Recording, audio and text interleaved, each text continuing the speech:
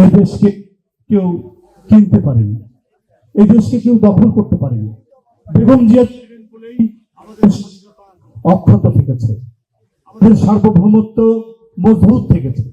বেগম জিয়া ছিলেন বলেই নিজেকে গড় করার মতো অনেক কিছুই আমাদের মধ্যে হয়েছে তার দলের একজন কর্মী হিসেবে। বেগম জিয়া ছিলেন বলে আমাদের নদী, আমাদের মাঠ, আমাদের বৃক্ষ, আমাদের মাছ, আমাদের পাখি সংরক্ষিত থেকেছে।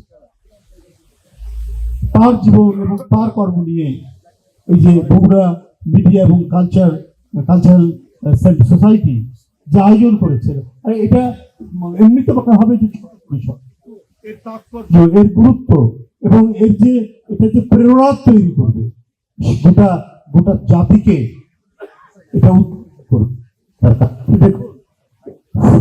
কমিশন এটা বাতিল করেছিল যে এটা পরিবেশের বিরুদ্ধে যাবে, এটা পরিবেশ বান্ধব হবে না বলে তাদের তাদের টেকনোক্র্যাট, তাদের বিশেষজ্ঞরা এটা বাতিল করেছেন। কিন্তু নতজানু সরকার থাকলে একটি দেশে তারা অবলীলায় যাদের নিজ দেশে এটা বাতিল হয়েছে সেই শুধুমাত্র তাদের ব্যবসার স্বার্থে এবং সরকারের অত্যন্ত ঘনিষ্ঠ একজন ব্যবসায়ীকে এই ব্যবসা দেওয়ার জন্য বাংলাদেশে এটি নিয়ে আসা হয়।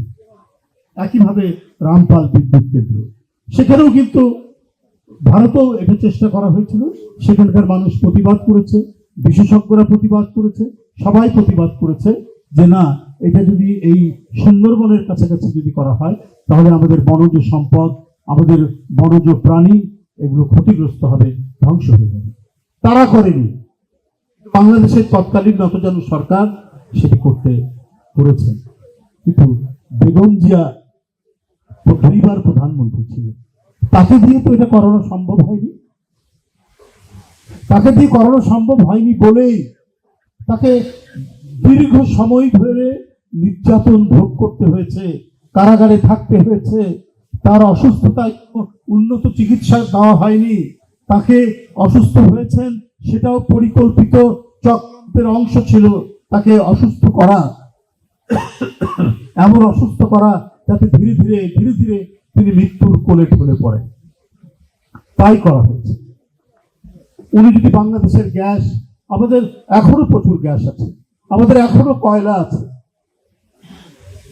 এটা অনেকে নিতে চায় নানাভাবে, জোর করে, দখল করে। অনেক আঞ্চলিক প্রভু আছেন, বৈশ্বিক প্রভু আছেন, কিন্তু একজন জাতীয়তাবাদী নেতৃত্ব যায় না, নিজ দেশের অন্য জনদের লুট করতে পারে না।